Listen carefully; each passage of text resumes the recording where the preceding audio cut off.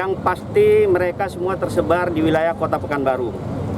Nanti kalau hitungan antar kecamatannya itu mereka sudah tahu secara jumlah masing-masing dan alamat di mana juga sudah tahu, sehingga mereka yang akan melaksanakan tugas itu sudah mengerti terhadap tugas dan kewajibannya dan kemana juga akan diangkut untuk melaksanakan isolasi mandiri ini. Ini diselesaikan pada hari ini semuanya atau berlanjut di hari berikutnya Pak Wagub? Insya Allah kalau bisa diselesaikan hari ini, semua akan diselesaikan hari ini. Dengan jumlah ambulan kita yang 60, saya punya keyakinan itu bisa dilakukan. Tempat juga sudah kita siapkan semua. Harapan kita tentu sebagaimana yang tadi saya sampaikan, kita berharap penanganan COVID yang sekarang melaksanakan isolasi mandiri bisa ditangani secara lebih baik lagi, sehingga tingkat penyembuhan kita harapkan bisa lebih meningkat. Artinya dengan penambahan 455 orang isoman ini, itu akan menambah lagi ruangan isolasi kita ini mencukupi sampai sekarang ini atau bagaimana Pak? Sampai saat ini kita semua masih mencukupi, termasuk tempat tidur yang disiapkan juga masih mencukupi. Tetapi kita tentu perlu mengantisipasi, jadi jangan sampai nanti terjadi setelah ada lonjakan kemudian kita tidak menyiapkan.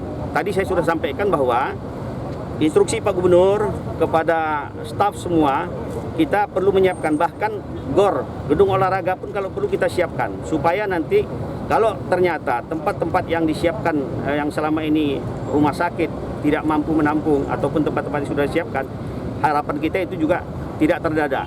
Dan itu juga akan dilengkapi dengan dukungan-dukungan seperti tempat tidur dan alat-alat yang lainnya.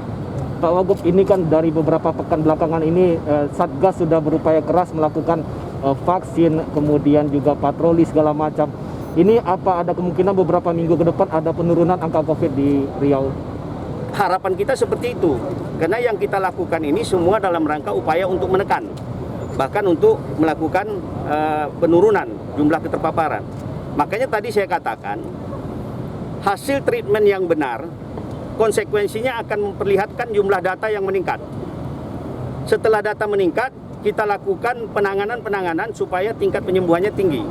Jadi ini pemahaman ini harus jelas. Jadi jangan sampai, coba saya bayangkan, saya katakan seperti yang tadi saya sampaikan. Kalau di bandara itu tidak kita lakukan tracing, kita tidak tahu data itu meningkat. Artinya data kita rendah. Tetapi tingkat penyebaran di tengah masyarakat itu tinggi. Ini harus dipahamkan juga, sehingga meningkatnya data itu dengan semakin baiknya tingkat tracing yang kita lakukan, dengan harapan setelah itu kita juga bisa menangani penyembuhannya. Jadi bukan semata-mata karena meningkatnya data, seakan-akan kinerja pemerintah daerah ini tidak seperti itu. Ini harus dipahamkan oleh semua masyarakat. Oke ya.